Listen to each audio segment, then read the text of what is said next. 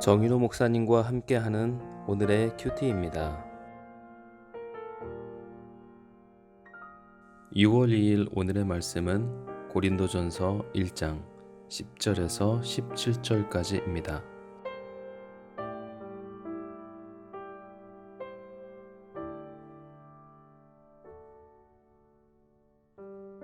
형제들아, 내가 우리 주 예수 그리스도의 이름으로 너희를 권하노니 모두가 같은 말을 하고 너희 가운데 분쟁이 없이 같은 마음과 같은 뜻으로 온전히 합하라.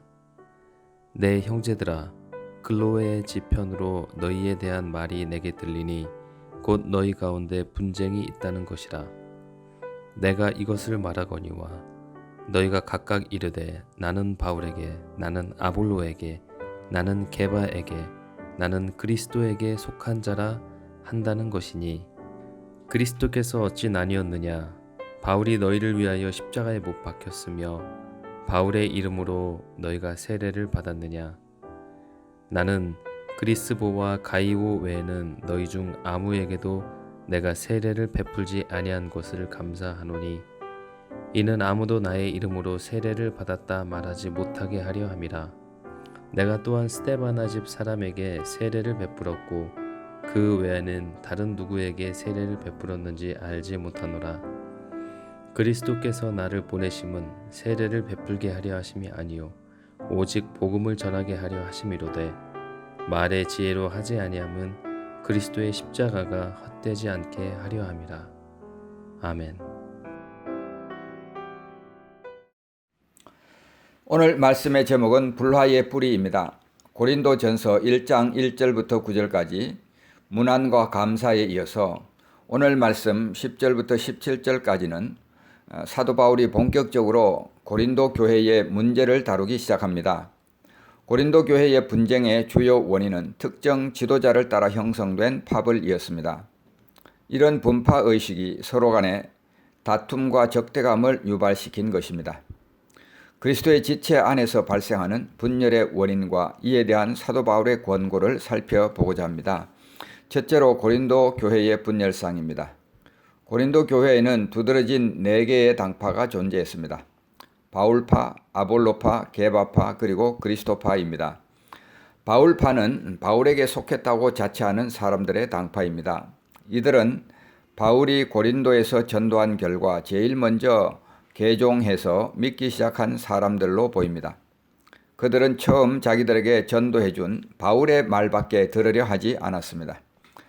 이들은 우상에게 드려진 고기를 먹는 문제 등에 있어서 엄격한 양심을 따르는 유대교 출신의 신자들보다 자유로운 입장을 가지고 있었습니다. 이것이 유대교 신자들에게는 상처가 될 수 있었습니다. 두 번째로 아볼로파입니다. 알렉산드리아에서 난 유대인 아볼로는 학문이 높은 사람이었습니다. 그는 헬라의 철학에 밝아서 교리와 성경을 철학적으로 설명할 수 있었습니다. 게다가 그는 웅변가이며 변론가이기도 했습니다. 그의 가르침은 순박한 바울의 가르침과 대조가 되었습니다. 따라서 아볼로는 지식인들이 많이 사는 고린도에서 깊은 호응을 얻었을 것으로 보입니다. 두 사람은 교리가 달랐던 것이 아니라 은사와 가르치는 스타일이 다른 것이었습니다. 그러나 고린도의 철학자들과 수사학자들은 언변이 좁고 성경에 능통한 알렉산드리아 출신 아볼로파를 만들고 자랑스러워했습니다. 그들은 순박한 바울파를 은근히 멸시했던 것입니다. 세 번째로는 게바파가 있었습니다. 앞에 두 파는 대부분 이방인들로 구성되었습니다. 그러나 게바파는 주로 유대인 개종자들로 구성되었습니다. 이들은 베드로가 바울이나 아볼로보다 더 권위가 있다고 주장하는 사람들이었습니다. 물론 게바가 고린도 교회를 세웠다고 생각할 만한 아무런 근거도 찾아볼 수 없습니다. 다만 12제자 중에 중요한 한 사람으로서 순회 전도를 하면서 그가 고린도에 들렀고 그를 따르는 또 높이는 사람들이 생겼던 것으로 보입니다. 이들은 비록 개종했지만 유대교의 성향을 강하게 가지고 있었습니다. 유대교 개종자들 가운데 어떤 사람들은 교회의 중심은 예루살렘이라고 생각했습니다. 그래서 예루살렘 교회의 중심 인물인 베드로가 바울보다 더 권위가 있다고 주장한 것입니다. 바울은 이들 때문에 야기된 교리적 문제를 수차 다루어야 했습니다.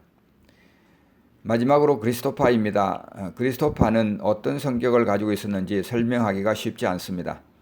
이들은 바울, 아볼로, 게바 등 모든 인간적인 권위를 부정하고 자기들이야말로 파당이 없는 사람들이라고 자처한 것 같습니다. 우리는 그리스도에게만 속하고 그의 명령만을 따른다는 주의였습니다.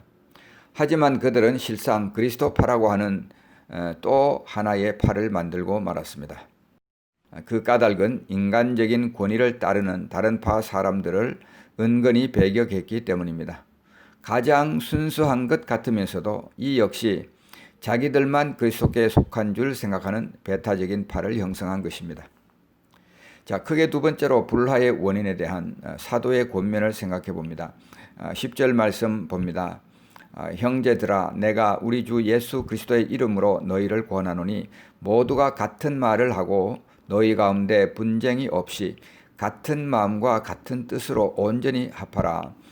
사도 바울은 서로 다른 파를 형성하고 다투는 고린도 성도들을 향해 같은 말, 같은 마음, 같은 뜻을 가지고 온전히 합하라고 권면합니다. 같은 성령이 사람의 마음에 거하게 될 때에 경건에 관한 정서와 의견과 목적이 하나가 됩니다.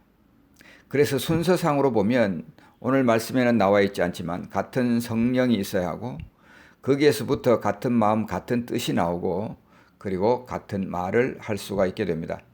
거듭나지 못하면 다른 영을 가지고 있습니다.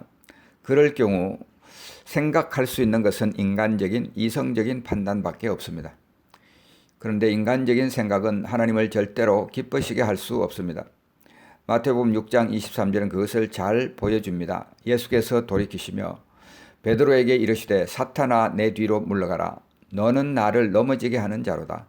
내가 하나님의 일을 생각하지 아니하고 도리어 사람의 일을 생각하는도다 하시고, 예수님은 제자들에게 자신에게 일어날 십자가 죽음과 부활에 대해 말씀하셨습니다.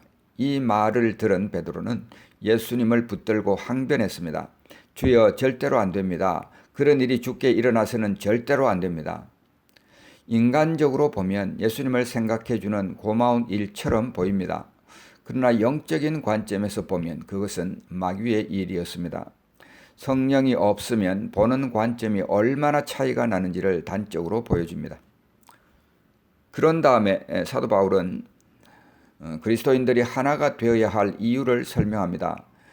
첫째, 교회는 하나다는 것입니다. 13절 앞부분입니다. 그리스도께서 어찌 나뉘었느냐? 그리스도는 교회의 머리이십니다. 머리이신 그리스도인은 하나인데 왜 몸은 둘, 셋으로 나누어져야 하느냐는 것입니다. 인간의 몸에 있는 지체들은 서로 다른 역할을 감당하지만 한 지체가 다른 지체에 있어야 할 자리를 부정하지 않습니다. 그것은 그리스도의 몸된 교회에 있어서도 마찬가지입니다. 모든 지체는 같은 머리를 공유하며 같은 몸에 속해 있습니다. 분파의식은 이런 하나됨을 깨뜨리고 여러 개의 머리에 여러 개의 몸을 가진 괴물을 만들어내고 맙니다. 자, 교회는 하나이다는 이유를 설명하고, 두 번째는 구원은 인간에게서 나온 것이 아님을 설명하고 있습니다. 13절 중반부입니다. 바울이 너희를 위하여 십자가에 못 박혔느냐? 이 말은 너희가 그에게서 구원을 빚졌느냐? 그렇지 않다면 왜 그들의 이름으로 분판을 만드느냐는 것입니다. 분파의식은 머리가 되시는 주님보다 분파의 이름을 더 높입니다. 그렇게 함으로써 종을 주인의 자리에 올려놓게 되는 것입니다. 이것은 사람에게 지나친 영예를 주게 되고 결국은 우상 숭배로 이어지게 됩니다. 세 번째, 바울이 이유를 제시합니다. 분열은 침례의 진정한 의미를 거스린다는 것입니다. 13절 마지막 부분입니다. 바울의 이름으로 너희가 침례를 받았느냐? 예수님은 성부와 성자와 성령의 이름으로 침례를 주라고 했습니다. 그것은 삼위의 하나님의 이름으로 침례를 받은 사람들이 하나님께 속해야 한다는 것을 의미합니다. 침례는 주님과 하나됨, 연합됨의 경험입니다. 주님이 죽으실 때 우리도 죽었고 물속에 들어갑니다. 그리고 주님이 부활하셨을 때 우리도 살아났다는 것을 보이기 위하여서 우리는 물에서 나오는 것입니다. 그러므로 그 의식을 행하는 사람은 사도이든 누구이든 그것이 중요한 것이 아니었습니다. 사도 바울은 고린도에서 자신이 소수의 사람에게만 침례 준 것을 감사했습니다. 바울은 고린도 성도들에게 자신의 이름으로 분파를 만들 여지를 주지 않았음을 말하고 있는 것입니다. 그의 사명은 침례를 주는 것이 아니라 전도하는 것이라고 선언합니다. 그러므로 분파 정신은 침례의 진정한 의미에 맞지 않는 것입니다. 우리는 사람의 이름으로 침례를 받은 것이 아니라 삼위일체 하나님의 이름으로 침례를 받았습니다. 자기 파를 우월하다 주장하고 다른 파에 속한 형제를 배척하는 것은 침례를 준 삼위의 하나님과 그 이름을 배척하는 것입니다. 그래서 에베소 4장 5절은 이렇게 말합니다. 주도 한 분이시요 믿음도 하나요 침례도 하나다. 자, 그렇다면 이 불화의 뿌리에는 뭐가 있을까요? 교회의 머리, 구원의 주체, 침례의 의미 이런 것을 생각해 보면 그리스도인들 사이에 분파주의는 어디에도 설 자리가 없습니다. 그것은 사람이 만들어내는 것이지 하나님이 기뻐하지 않는 것입니다. 이들이 파벌을 내세우는 이유를 깊이 들여다보면 그 밑바닥에 교만이 있었습니다. 사도들의 이름과 예수님의 이름을 내세웠지만 사실상 그들이 내세우고 싶었던 것은 사도나 예수님이 아닙니다. 내가 너보다 더 정통이다. 내가 너보다 더 영적이다는 것을 내세우고 싶었던 것입니다. 그들의 문제는 자신의 우월성을 내세우고 다른 사람들을 내려다보는 것이었습니다. 그것이 바로 교만입니다. 다툼이 있을 때 나를 먼저 돌아보아야 할 이유가 이것입니다. 다른 사람의 잘못을 지적하기 전에 내 안에 혹시 원인 제공자가 있는지 먼저 살펴보아야 합니다. 잠언 13장 10절은 이렇게 말합니다. 교만에서는 다툼만 일어날 뿐이라. 이 말씀은 오늘 사도 바울의 진단과 일치합니다. 사도 바울은 11절에서 너희 가운데 분쟁이 있다는 것이라고 했습니다. 그렇다면 이 분쟁의 뿌리는 바로 교만인 것입니다. 교만은 모든 악의 뿌리가 됩니다. 교만은 거짓, 멸시, 강포, 포악, 피흘림, 박해 등 어떤 형태로의 죄로도 나타날 수가 있는 것입니다. 그러므로 성도 여러분 스스로에게 질문해 보십시오. 내 안에 성령님이 계시는가? 그것을 어떻게 알 수 있는가? 나는 육적인 인간적인 그리스도인인가? 영적인 그리스도인인가? 나는 사람의 일을 생각하나? 아니면 하나님의 일을 생각하나? 그리고 내가 가지고 있는 자부심은 건전한 자부심인가? 아니면 포장된 교만인가? 문제를 해결함에 있어서 나는 그리스도의 머리 되심을 인정하고 있나? 아니면 내가 머리가 되려고 하나? 가정과 직장과 교회에서 하나됨을 위해서 내가 기여할 수 있는 일은 무엇인가? 사랑하는 성도 여러분, 하나님은 하나님이 원하고 원하시는 일입니다. 그것을 위하여서 예수님은 십자가에 못 박혀 죽으셨습니다. 먼 데 있는 자를 가까이 있는 자와 화목되게 하기 위해서입니다.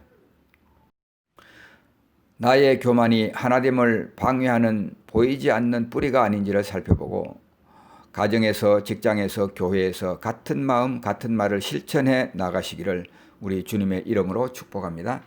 기도하겠습니다. 하나님 아버지, 오늘 사도 바울은 고린도 교회에 있는 문제를 다루고 있습니다.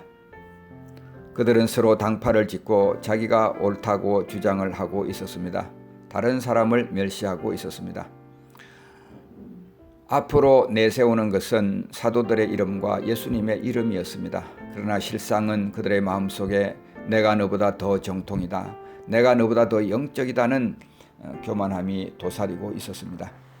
하나님 아버지, 우리 자신들을 살펴보게 하시고 이러한 교만의 뿌리가 우리 속에 있는지를 살펴볼 수 있게 하여 주시옵소서.